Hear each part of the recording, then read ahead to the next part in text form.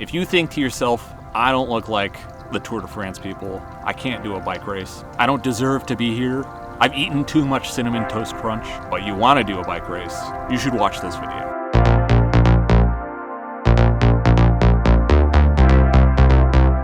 Don't misinterpret me. I don't like being overweight. I'm not proud of it. I'm not trying to be Lizzo over here. I wish I were super skinny, but I just love treats too much.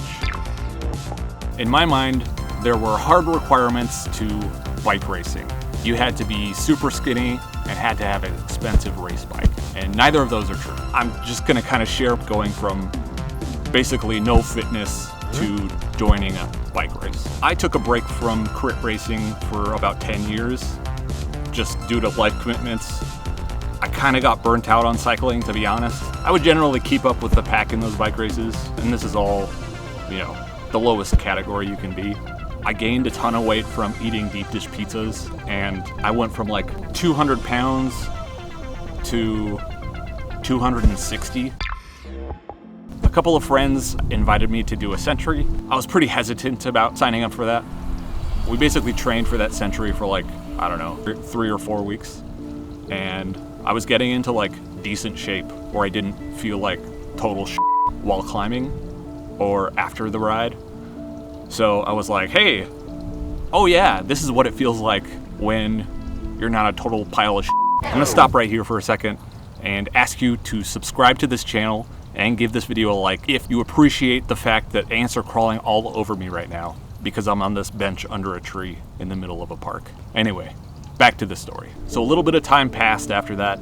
Some friends invited me to go spectate at a race, and I was like, yeah, sure, that sounds fun. And then I thought about it for a second, and I was like, hey, I'm kind of in okay shape now. I've been commuting by bike to work. I've trained for that century, so let's do it. I don't have a cool race bike. I have a cool gravel bike, basically, so I just slapped some 32 millimeter road tires on there and called it a day pretty much. I raced with SPD pedals, not look like most road people have. My bike's not the worst, I know. It's a pretty good bike, but it's not like a road race bike. So that was another factor I had going against me. I don't think it was a huge factor because I think in novice categories, it doesn't really matter that much. We basically had 3 weeks before the race to train, which, I don't have a lot of time to do that kind of stuff. I have a pretty demanding full-time job, and I have a kid and another kid on the way. So things are not super simple at home. Basically every night, after my son went to sleep, I would go out and do a training ride. And one of the segments that I started training on, I did in 2014 a few times. And I specifically remember trying so hard on that segment that I almost threw up. And I would do that kind of often. So, because I lived right next to it at the time. So I was like, oh, this is the perfect place to gauge my fitness compared to 2014. And so the first time I went up there, I basically was just hauling ass. I was full gas. I was thinking to myself, there's no way that I'm not gonna beat my time or at least get super close to it during this effort. And I ended up doing it 10 minutes slower, which is insane. I was so delusional about my current fitness that, I don't know. Basically training for such a short period, I didn't have time to get into good shape. Yeah, I had one goal for these rides, which was really dig deep and try my hardest to get up that hill as fast as I could. I wanted to be comfortable with being uncomfortable and get a little bit of that variability in, of surging power and holding the power and then backing off and then surging again, etc. So I did that hill again and again and again for a few weeks, and some lengthier rides, lengthier being 30 miles for me. And I was decently happy with where I was at with being uncomfortable. I had few hopes for doing well in the race. I just wanted to see if I dug really deep, how good could I do?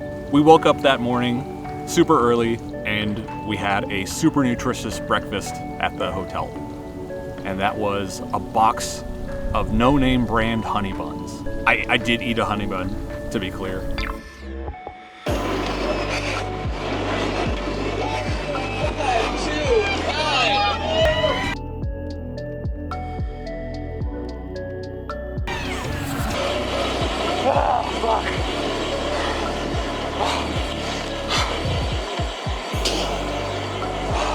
So I ended up doing better than I thought I would. I got 8th place out of 27. So honestly, like 8th place, I'm pretty damn proud of that. I was like riding that high wave for like weeks after.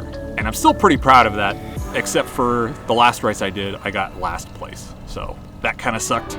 But, you know, I got 8th in that one, and there was 27 people. That's kind of a lot of people. I think part of that is because 2 people crashed in front of me. But you know, even if that didn't happen, I would have been top 10, technically top 10. So I hope this inspires you to maybe sign up for a race if you're thinking about it and full of self-doubt like me. And even if it's not bike racing, I encourage you to get out there and try something that seems really hard, because you might end up enjoying it. All right, see you later.